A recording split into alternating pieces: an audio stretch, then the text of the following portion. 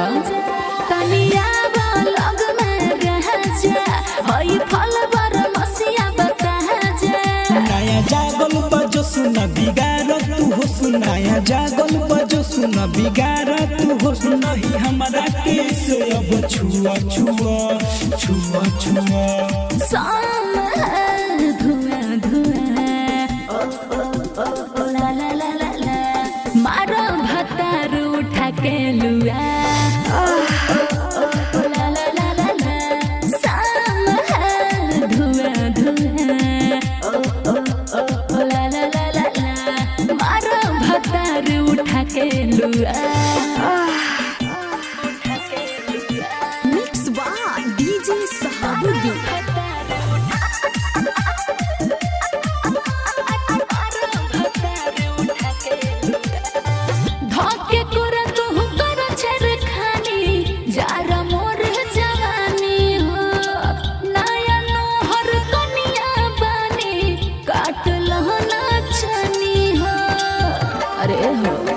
रानी तू खाना बनाव न हो हमर सुतल बताओ तू जगाव न हो हमके करबू जे तंग आज होई हुरदंग हमके करबू जे तंग आज होई हुरदंग तोरा भीतरी के चीज बोली हुआ हुआ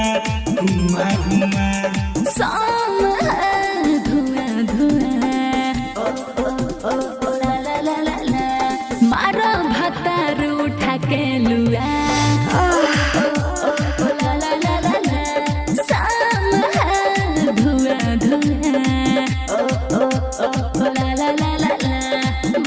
उठा के लुआ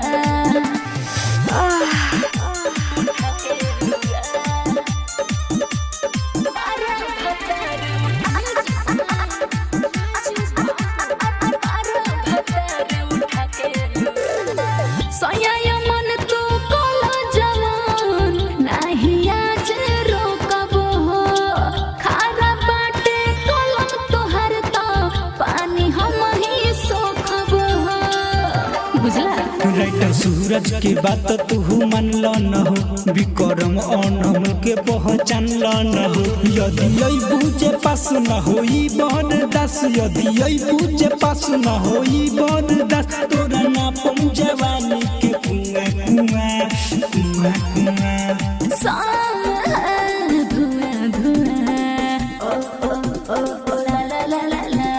मारो भतार उठा के लुआ